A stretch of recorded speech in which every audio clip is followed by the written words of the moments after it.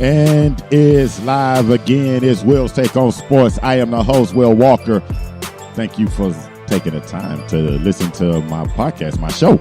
Really appreciate that. Today's podcast, 10-10, Expect the Unexpected. That is all predicated on what happened in Game 5 in the National League Division Series yesterday between Atlanta and St. Louis, and out in L.A. with the Washington Nationals and the Los Angeles Dodgers. I swear the Dodgers are starting to look like the 1990s Atlanta team that won all those division titles and only captured one World Series. Dodgers, I am thoroughly disappointed. Really disappointed. I picked the Dodgers to win the World Series this year. That prediction is by the wayside. It's gone. It's no good. But it is what it is. Expect the unexpected when it comes to the Major League Baseball playoffs. Again, it's about matchups. Pitching matchups, pitchers versus hitters. It is about matchups. I know yesterday in that matinee game between Atlanta and St. Louis, was not expecting a 10 spot to be hung on the Atlanta starting pitcher in the first inning. St. Louis jumped right on them right away. And that's just what it was. Can't call that any other way. I don't think it was no such thing as Atlanta was not prepared or any of those type of things, any of those other narratives that go on whenever a team doesn't come out the gate quite as fast.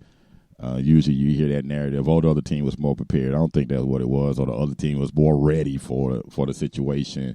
I don't think that's what it was. I just think that pitcher couldn't find his spot, and I'm not even going to try to butcher and pronounce his name. He just couldn't find his spots, and the St. Louis hitters were all over every mistake that he made. He walked a couple of guys in that first inning, and St. Louis took advantage of it. So St. Louis moves on to the National League Championship Series, and so does the Washington Nationals after trailing most of that game in Game 5 out in L.A. They came back, even when Walker Buehler, he had his moments, but he was shaky. You know, it wasn't quite as dominating of a performance as you would expect from him. And Washington hung in there. They chipped away until finally they broke through late in that ball game and was able to hang on even when Clayton Kershaw came into the ball game. Clayton Kershaw, it's tough. It's tough. He's a very good pitcher, but his postseason numbers are not good. They're horrible. And again, the Dodgers are gone. It's just I know they're very disappointed, especially after that strong regular season that they had. I think it was 106 wins for the Dodgers, and yet behold, they still they again bounced right out of the Major League Baseball tournament. So that is what it is. And I didn't. I'll be honest with you. And then with the game today going on between Minnesota. I'm sorry, not Minnesota, but going on between the Tampa Rays and the Houston Astros, I didn't expect that to go 5 games. I expected that. Okay, I gave Tampa 1 game when I made this prediction last week, and shoot, lo and behold, they got a Game 5 going on. So, Garrett Cole is a 20-game winner for the Astros, but really the Rays have just done it with just relief pitching, timely hitting, which is what is needed in the Major League Baseball playoffs, whether it's a good team or a team that, as in the case with St. Louis and Tampa, that made it in, be it a wild card game. It doesn't matter whether you're going with a 100-win team or, like I said, a wild card winner. It's timely hitting and timely pitching. Timely hitting and timely pitching and strong defense. And that's the recipe for winning a World Series title. And right now, the 2 of the favorites are gone, and then one favorite has got a Game 5 today. And we will see who pulls it out today between the Rays and the Astros. Sorry if I'm fidgeting around here or sound somewhat distracted. I'm thinking about the Yankees and what I said about them, and now they're going to get healthy. I think there's a possibility that they're going to get some guys back. They're waiting on the winner for the American League Championship Series between the Game 5 today, so they're waiting on that. Baseball, like I said, is one of those. Baseball is all about matchups. I said last week. Sometimes, you get these you may have favorites, but it just depends on matchups. It depends on matchups. I picked the Astros and the Dodgers to be in the World Series, which would have been an outstanding matchup. But I think if baseball keeps having these type of dramatic finishes, and then it's going, the series is long, of course, the casual sports fan will look in. Plus, this is usually the time of year when most casual sports fans who don't follow Major League Baseball on a daily basis, like myself, they kind of pay attention and say, okay, well, wow. Now they can pay attention and say the Cardinals and the Nationals are going to be playing for the right to go to the World Series. And kudos to St. Louis is a scrappy team. They are scrappy, and I got to give Dave Martinez, the manager for the Washington Nationals, a lot of credit. He used his 2 ace starters in relief so far this postseason, Max Scherzer and Steven Strasburg. Steven Strasburg was really unbelievable. He started off slow in that Game 5 against LA, but he hung in there and gave it and kept the number to where in a respectable number of only 3 runs and gave his team the opportunity to win.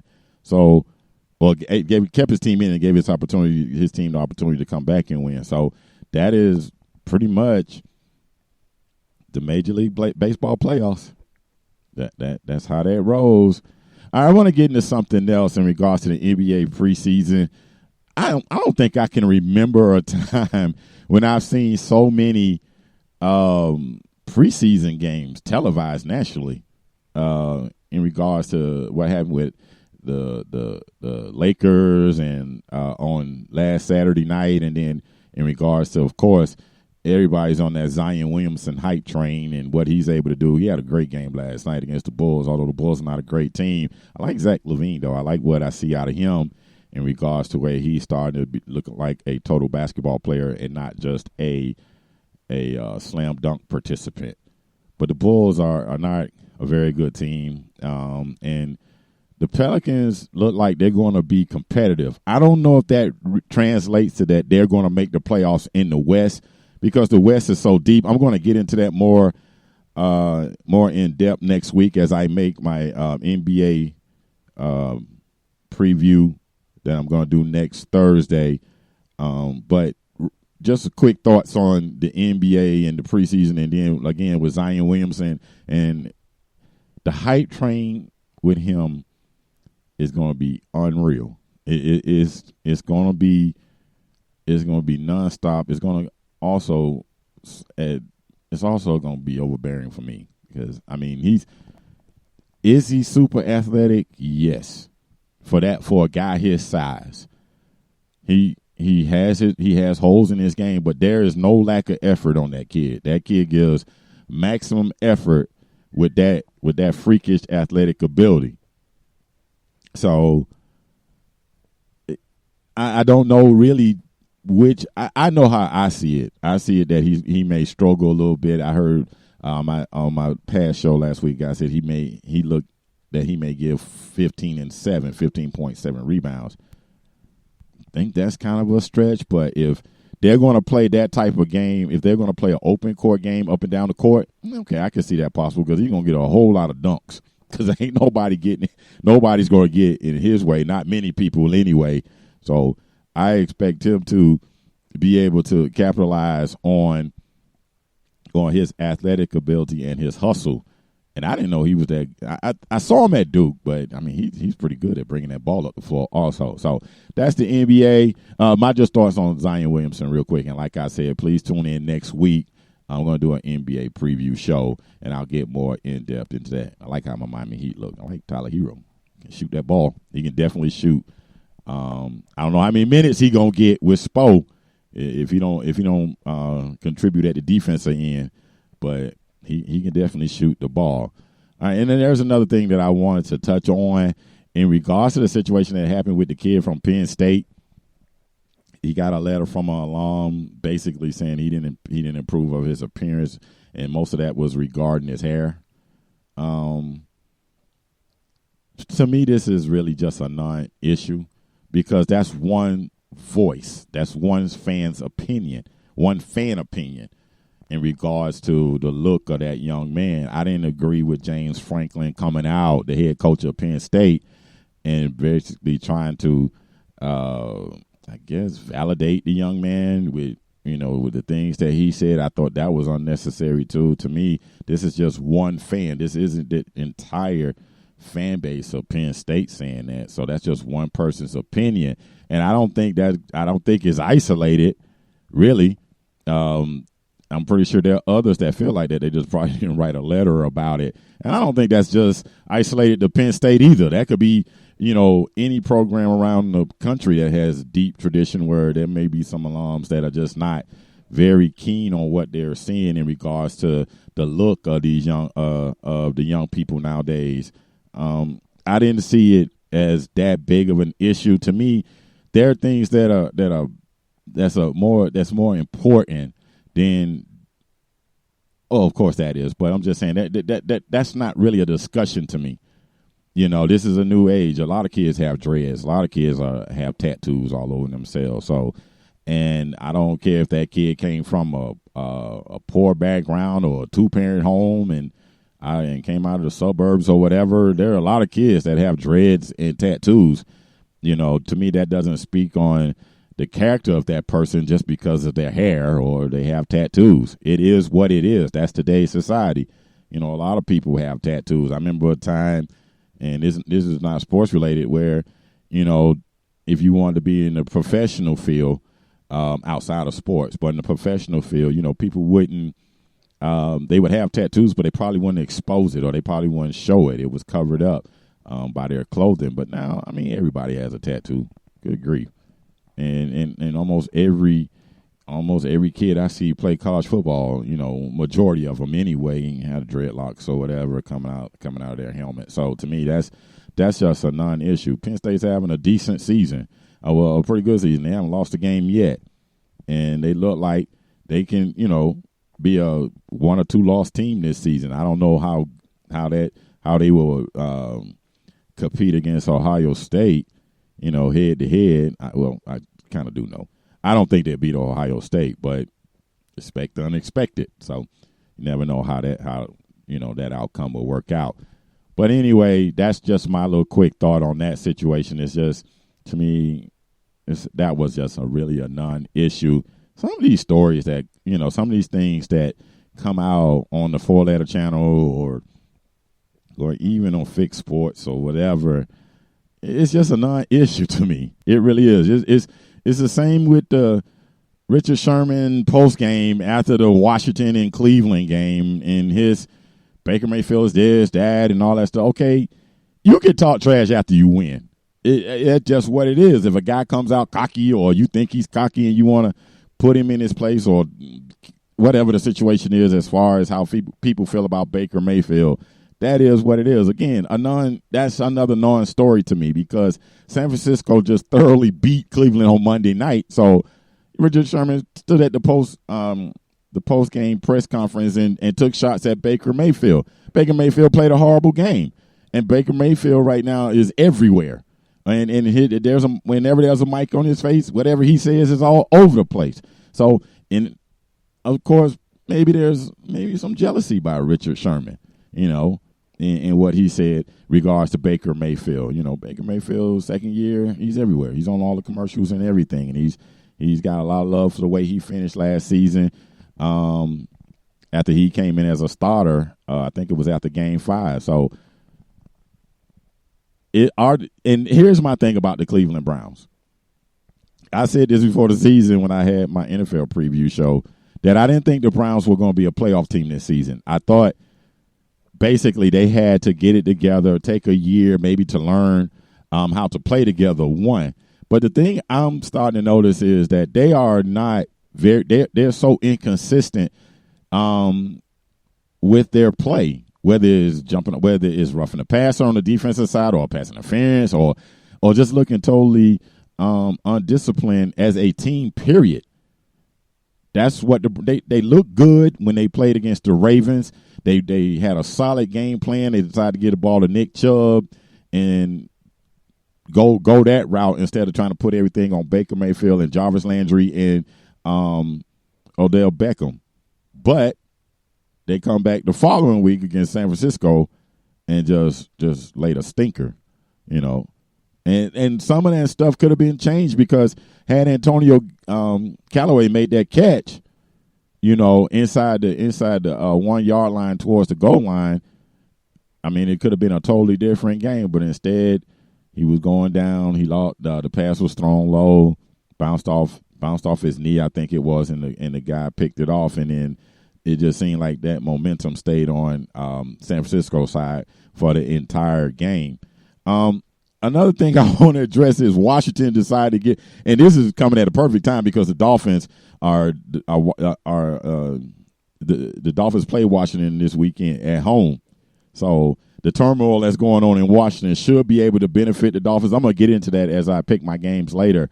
But to me, Washington firing Jay Gruden in the middle of the season, and then the reports it was over the dispute whether he wanted to play Daniel Haskins or not. The ownership wanted Daniel Haskins, so they want to see him on the field and things of that nature. I would think you would trust the coach because he's doing the day-to-day. You know, you got a coach in to coach football. He should know. You would reckon you would trust his opinion in regards to things like that. And he didn't think Daniel, Mr. Haskins was ready to be a starter in the NFL. I would think you would trust the coach's opinion. But anyway, looking at Washington and also Atlanta for that matter, as Atlanta is struggling, Kyle Shanahan was the offensive coordinator at both of those places. He's the coach of the San Francisco 49ers, and he's got that team undefeated. Now, their schedule ain't been that strong, and we're going to see exactly how good San Francisco really is as they're getting ready to get into their NFC West part of the schedule against the Rams and the Seahawks.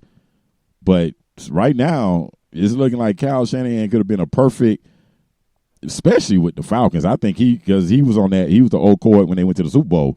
I think he would have been, I think he would be a good fit with the Falcons, a great fit with the Falcons right now, and even with the risk, even with Washington, and how he would, fit in there in regards to, the turmoil and the foolishness they got on. But it's been said that they basically are, as the owner goes.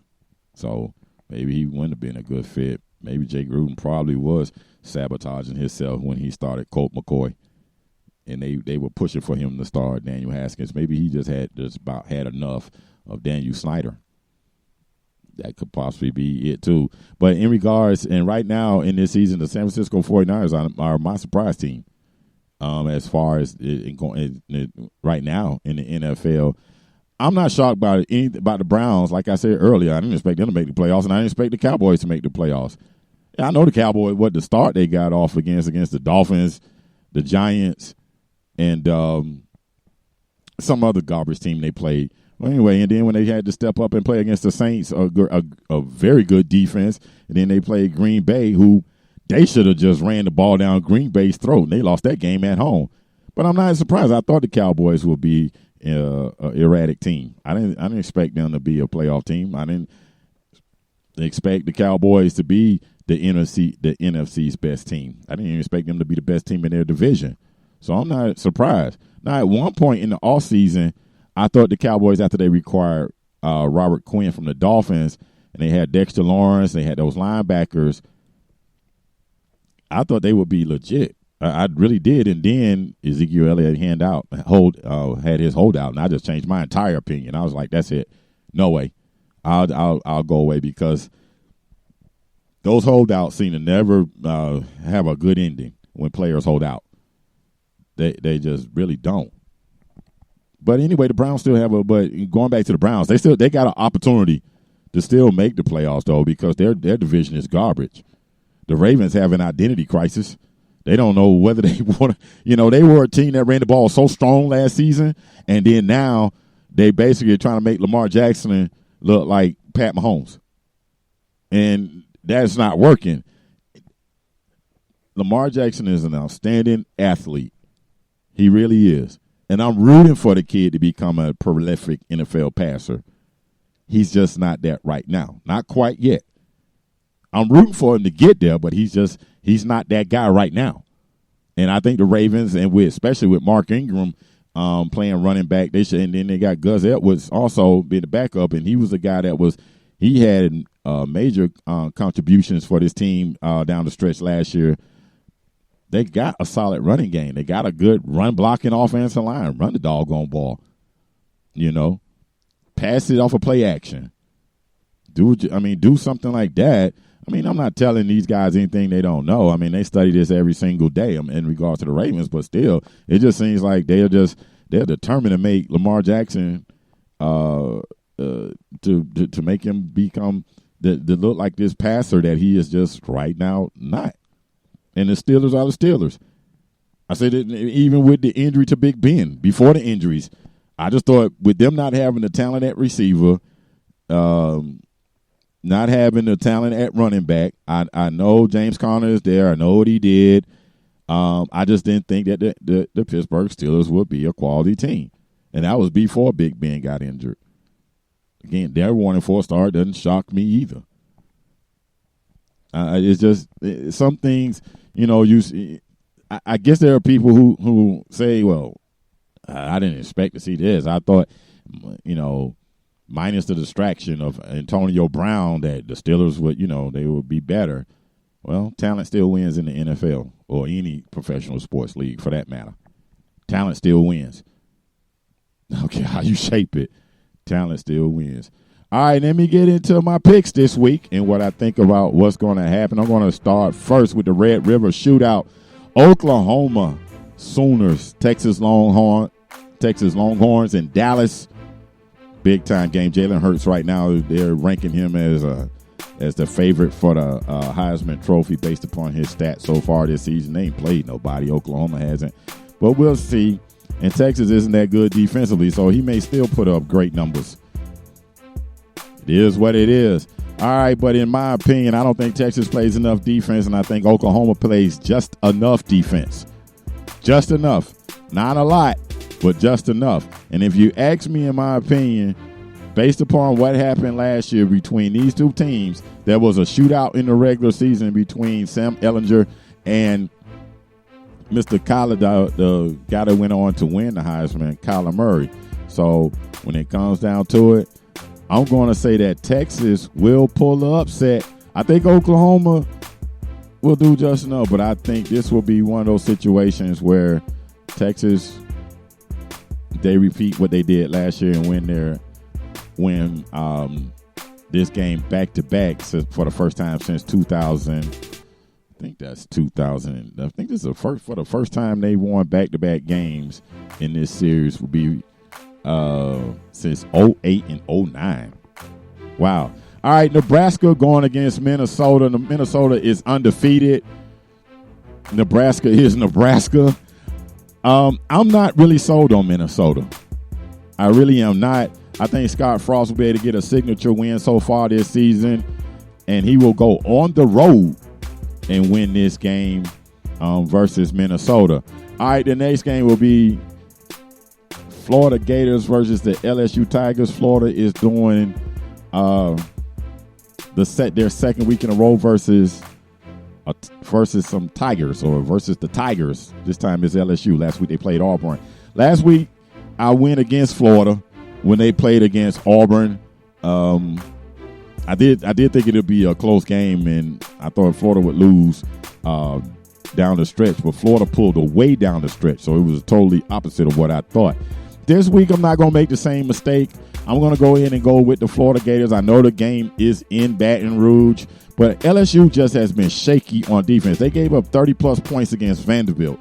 And I'm not saying that Florida's going to be is that prolific of an offense with the backup quarterback. I just think LSU is just shaky on defense, and Florida is solid on defense. I think they'll be able to get a pass rush on Burrow, kind of slow that offense down a little bit. Florida has the speed in the secondary to play with them, to be able to run with those wide receivers. Going to very, very interested to see what Todd Grantham comes up as far as slowing LSU's offense down. Florida pulled the upset last year at home, kind of turned their season around when they played LSU. LSU went into that game last season undefeated, but this time both teams are undefeated, and I think Florida will get the upset at home. I mean, on the road versus the LSU Tigers. All right, my next game is going to be Washington versus my Miami Dolphins. There's no better opportunity for the Miami Dolphins to get a win than this game. Like I stated earlier, the Washington team is coming in total turmoil. They got an interim head coach. I don't think he's named his starting quarterback, or I haven't seen it yet. So the Dolphins, this is a perfect opportunity, and plus the Dolphins have an opportunity. They're coming off a bye. They are 4-4 since 2010 when they come off the bye week. So they should have there's no better opportunity than this to get a win. You know, something to get a fan base, something that the doggone be somewhat happy about. So I'm going to go ahead and say that the Miami Dolphins will get their first win this season. That changed from a couple of days ago. But anyway, I'm going to go with the Miami Dolphins. All right, in the last game, the game will be in London between the Carolina Panthers and the Tampa Bay Buccaneers. The Buccaneers haven't won in London at all in the 2 trips they've been over there. And this is Carolina's first trip over there. Carolina has the best running back in football in Christian McCaffrey. That is right now that Saquon Barkley isn't playing. He leads the NFL in rushing. He should lead the NFL in probably total yards. I didn't look that up, but definitely Christian McCaffrey is playing outstanding football right now. Tampa Bay, they look good against the Rams, and then they ran into the Saints in the Superdome, and then they got humbled. So we will see. Now, Carolina isn't nowhere near. They're nowhere near the Saints on offense. So I'm going to go ahead and say that the Tampa Bay Buccaneers are able to pull the upset in London and get that win. Not a big fan of what Jameis has been doing this season, but I'm going to go ahead and give it to the Tampa Bay Buccaneers. All right, that's my time. I'm getting ready to get up out of here.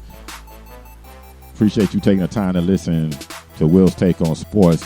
If you're listening to it on the Spreaker website or the mobile app, please hit that follow button, and you'll be able to know when there's a new podcast available. Also, thank you for listening to the show on Spotify, iTunes, Google Play Podcasts for Android users, iHeartRadio. Right now I'm drawing a blank. But anyway, those are the different platforms you can listen to this show. Again, follow the show on Instagram and Twitter at WWS_sports show. And also on Facebook, you can follow my show. Got a Facebook page. Just type in Will's Take on Sports in the search. And it'll come up with Will's Take on Sports page. And just hit the like button. Really appreciate it. Thank you so much. I close this show the same way every week. Say a prayer for somebody, because prayer changes things. I'll holler. Everybody be safe. See you on Sunday. Go Dolphins. Games play tomorrow night too. That's going to be interesting.